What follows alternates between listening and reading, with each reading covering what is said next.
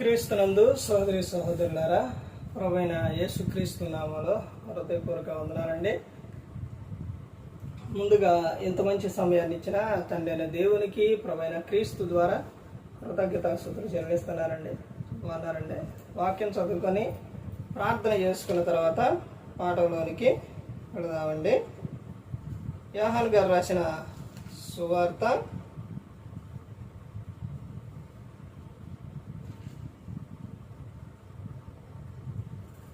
యోహాను గారు రాసిన సువార్త 14వ అధ్యాయం 21వ వచనం. నా ఆజ్ఞలు అంగీకరించి వాటిని గైకొను వాడే నన్ను ప్రేమించువాడు. నన్ను ప్రేమించువాడు నా తండ్రి వలన ప్రేమింపబడును. నేనును వాడిని ప్రేమించి వానికి నన్ను కనుపరుచుకుందునని చెప్పాను. ప్రార్థన చేసి పరలోకమందున్న మా తండ్రి, పరిశుద్ర ప్రేమ గల తండ్రి, గొప్ప తండ్రి, యెహోవా తండ్రి, మీ ప్రియ కుమారుడు యేసుక్రీస్తు ప్రభువు ద్వారా కృతజ్ఞతాస్తుతులు చెల్లిస్తున్నాము నాయన. ఈ రాత్రి వేళ ఈ కూడికంతట్లో మీరు నడిపించండి ఆయన. వాక్యం బోధించుండగా ఈ లోక సంబంధమైన జ్ఞానంతో కాకుండా మీ జ్ఞానంతో మాట్లాడే భాగ్యం దయచేస్తారని మా ప్రభువైన యేసుక్రీస్తు నామమున వేడుకుంటున్నాం తండ్రి. మేము ప్రభువైన యేసుక్రీస్తు నామములో హృదయపూర్వక వందనాలండి. దేవుని కుమారుడు యేసుక్రీస్తు ప్రభువు ఈ లోకానికి వచ్చిన తర్వాత పరలోక రాజ్యం సమీపిస్తుంది కనుక మారు మనసు పొందమని ప్రకటింప మొదలుపెట్టారు. అంశం పాఠం పేరు ఏంటంటే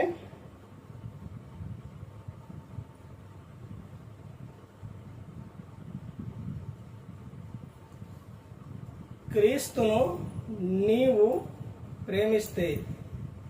క్రీస్తును నీవు ప్రేమిస్తే ఏం జరుగుతుంది? యేసుక్రీస్తు ప్రభువారిని ప్రతి ఒక్కరు కూడా ఈ లోకంలో ప్రేమించాలి. ఎందుకనంటే దేవుడు ప్రేమాస్వరూపి. దేవుడు మనందరినీ ప్రేమించారు కాబట్టి తన అద్వితీయ కుమారుణ్ణి లోకానికి పంపించాడు. ఆయన పట్ల ప్రతి ఒక్కరూ కూడా ప్రేమ కలిగి ఉండాలి. దేవుని పట్ల భయభక్తులు కలిగి ఉండాలి. క్రీస్తు పట్ల ప్రేమ కలిగి ఉండాలి. తర్వాత పరిశుద్ధాత్ముడు మాట వినాలి. క్రీస్తు మాట వింటే, క్రీస్తును నువ్వు ప్రేమిస్తే ఏం జరుగుతుంది? ఇక్కడ చూడండి, యోహాను గారు రాసిన సువార్త 14వ అధ్యాయం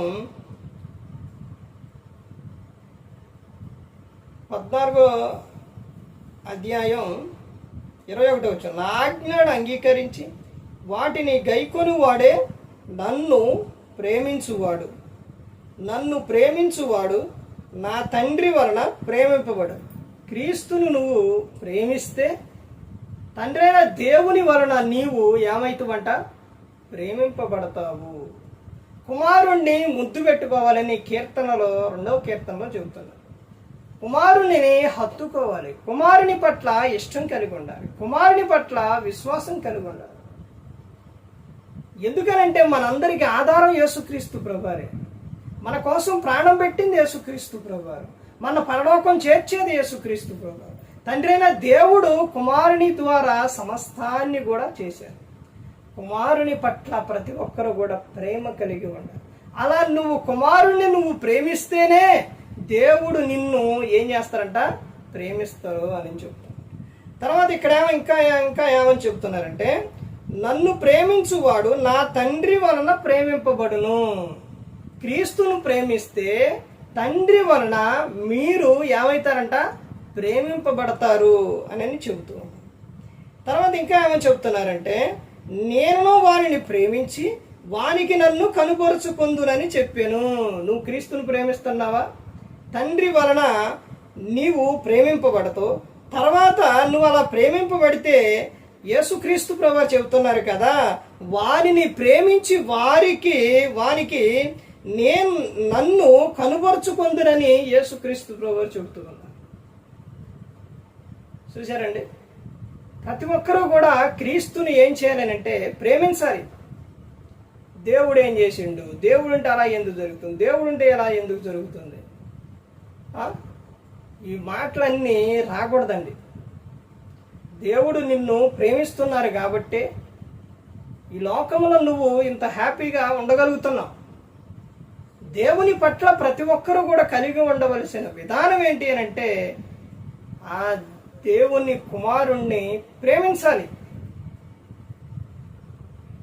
ప్రతి ఒక్కరూ కూడా దేవుని యందు భయభక్తులు కలిగి ఉండాలి. ఈ రోజున పురుషునికి భయం లేదు, స్త్రీకి భయం లేదు. స్త్రీకి అసలు వరుసలో అనేది చిన్న పెద్ద వరుసలో ఎలాంటి అనేది లేకుండా పోతున్నాయి స్త్రీలకి. దేవుడు మిమ్మల్ని ఎంతగా ప్రేమించారో తెలుసండి. యేసుక్రీస్తు ప్రభువారు అందరి కోసం మనందరి కోసం ఆయన ప్రాణం పెట్టారు.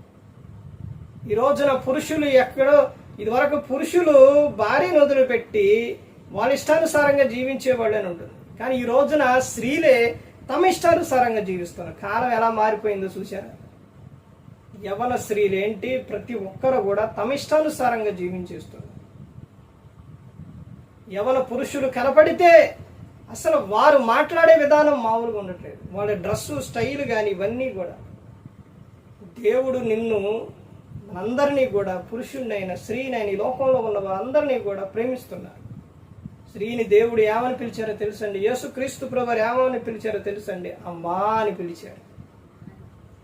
అసలు అలాంటి పిలుపు, అలాంటి విధంగా ఆయన మిమ్మల్ని పిలుస్తూ ఉన్నప్పుడు, అలా ప్రేమిస్తూ ఉన్నప్పుడు, దేవుడు మిమ్మల్ని అంత మంచిగా చూస్తున్నప్పుడు, అంత గౌరవిస్తున్నప్పుడు నువ్వు ఆయన పట్ల ఎలా ఉండాలి? కుటుంబంలో ఎవరు ఏమైపోతే నాకెందుకులేనని ప్రతి ఒక్కరు కూడా స్త్రీ బాధ్యత కలిగి ఉండాలండి.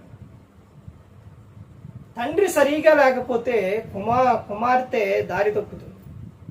కానీ ఆ కుటుంబంలోని స్త్రీ తల్లే సరిగా లేకపోతే ఆ కుటుంబమే కూలిపోతుంది. స్త్రీ ప్రార్థన చెయ్యాలి.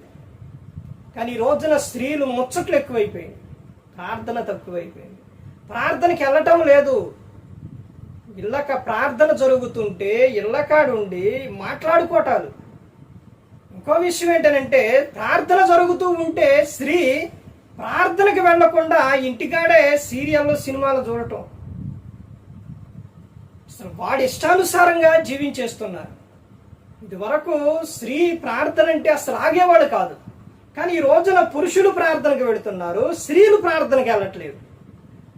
ఇది వరకు పురుషులు వాళ్ళ ఇష్టానుసారంగా జీవించేవాళ్ళు, ఇప్పుడు స్త్రీ తమ ఇష్టానుసారంగా జీవిస్తుంది. ఇది వరకు ఇంటిలో పురుషుడు అంటే ఎట్నుంచని వస్తూ ఉంటే పురుషుడంటే భయం భర్త అంటే. కానీ ఈ రోజున భార్య వస్తుందంటే, భార్య ఉందంటే భయం. ఎలా మారిపోయిందో చూడండి కాలం, ఏ విధంగా మారిపోయిందో చూడండి. పురుషుడు ఎంత రోషంగా పౌరుషంగా ఉండేవాడు. అందుకని దేవుడు గ్రంథంలో ఏమని రాపించారో తెలుసండి? సామెతల గ్రంథంలో, భర్తకు పుట్టు రోషం మహారౌద్రం గలదే అనే గ్రంథంలో దేవుడు రాపించాడు. భర్తకు వచ్చే రోషం ముందు ఏ రోషం కూడా పనికిరాదు. మహారౌద్రం గలదే భర్తకు పుట్టే రోషం.